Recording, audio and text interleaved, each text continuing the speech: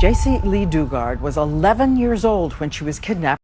I heard the driver say, "I can't believe we got away with it," and he started laughing. It was not a day that I didn't cry. I felt like there would never ever be a day that I wouldn't cry again. After 18 agonizing years, a miracle. Jaycee Dugard was found alive. Jaycee Lee Dugard was a beautiful young girl. She lived with her stepfather Carl, her mother Terry, and her little sister Shayna. In 1990, Jaycee's family moved to South Lake Tahoe, California after their apartment in Orange County was burglared. They thought this would be a safer place to live.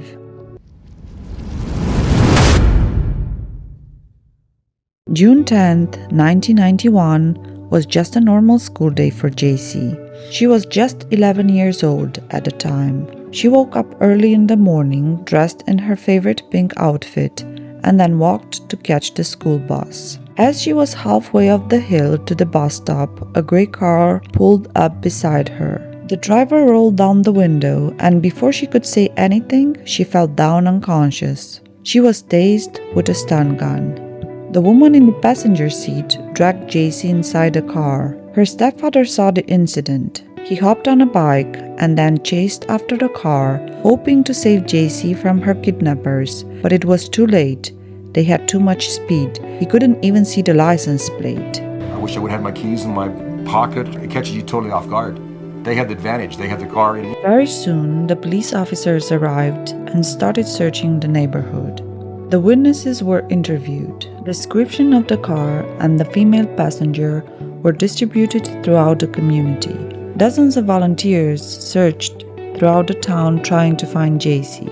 Jaycee's mom Terry embarked in a tireless campaign to find her daughter.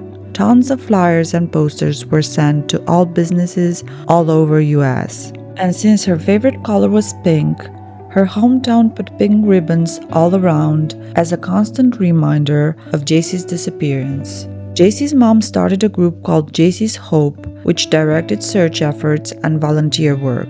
They tried to raise money for all the expenses needed with the search, selling buttons, t-shirts, cassette tapes of the song Jaycee Lee. Jaycee Lee. And whenever I sing it, sometimes it's hard to get through it. It really is, because it's a very sad situation. I want Jaycee to hear it, and I want the abductors that took Jaycee to hear it and know that she's in everybody's heart. Jaycee Lee. While all this was going on, Jaycee was being held captive by Phillip Garrido and his wife Nancy. Phillip Garrido has a terrifying career of sexual crimes. He's a convicted sex offender. He was charged and arrested with the alleged sexual assault of a 14-year-old girl in 1972, but she was too scared to testify, so the case didn't proceed. 1 year later, Phillip married a high school classmate that later left him because he was abusive. She alleged that Phillip kidnapped her when she tried to leave him. In 1977, he kidnapped and violated Catherine Calloway in a warehouse for more than 5 hours. A police officer that happened to be passing in the area noticed a car parked outside the unit and the broken lock on the shed. When he entered inside to investigate, he saw Phillip, followed by a scared woman screaming for help. He was promptly arrested and charged. He was convicted and began serving a 50-year federal sentence. While in prison, he met Nancy that was visiting her uncle. They exchanged letters for some time and later got married.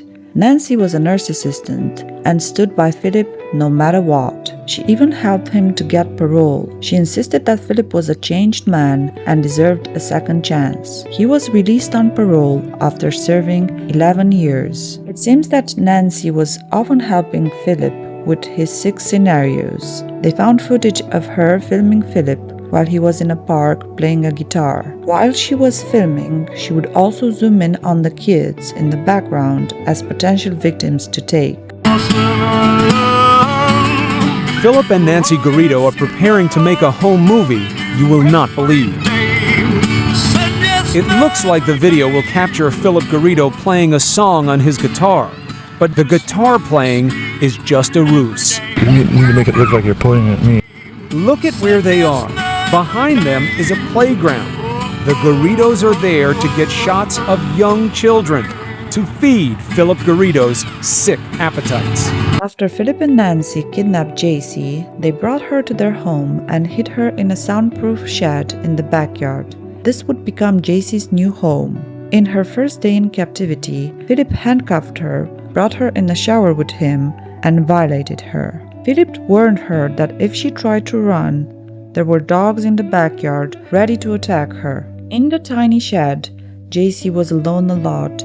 She had no one to talk to. Eventually, Phillip brought her a TV, but he wouldn't allow her to watch the news because he was worried she would see coverage of her disappearance. Jaycee wrote in her book A Stolen Life that Phillip would take a bunch of narcotics, then dress her in different outfits and rape her for hours. What was strange is that after Phillip would do this, he would sob in her arms and ask for forgiveness. But he would also say that demon angels told him to do it and that by giving him what he wants, she was saving other little girls. Years passed and Jaycee was already 13 years old. Phillip and Nancy were having dinner when they told Jaycee they think she's pregnant. Of course they didn't take her to a doctor. They only watched some birthing videos. Then on August 18th of 1994, Jaycee started having contractions. She was locked in a room with no one around and with excruciating pain.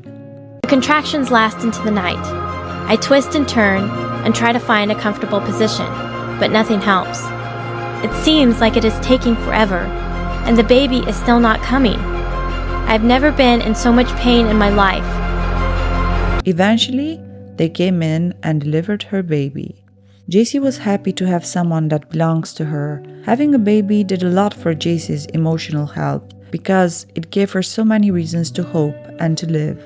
A few years later, she had another child in the same backyard. By this time, Phillip succeeded to brainwash Jaycee, making her think that the only safe place was with him. And this is why, although she had several opportunities to escape, she didn't get out. She stayed. To avoid suspicions from neighbors, Phillip forced Jaycee to go by a different name, Alyssa. He told her that she must teach her daughters that she is the older sister and Nancy is the mother.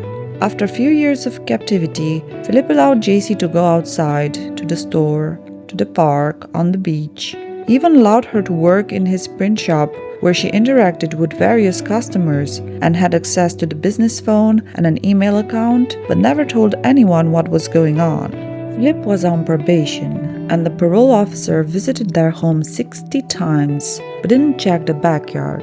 One time Jaycee was in the house and had a conversation with the parole officer, but he didn't think there was something wrong. Parole officers never interviewed Garrido's neighbors, who had often spotted Jaycee and her daughters. Then in 2006, a neighbor called the police and reported that there are tents in Phillip's backyard with children living there.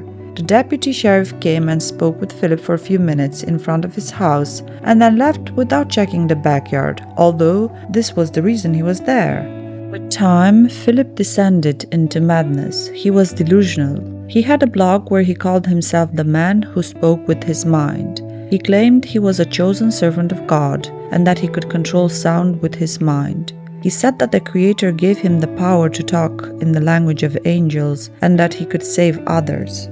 On August 24th of 2009, Phillip, Jaycee, and her two daughters went to the UC Berkeley campus. Phillip was seeking to hold a special event on campus about his religion.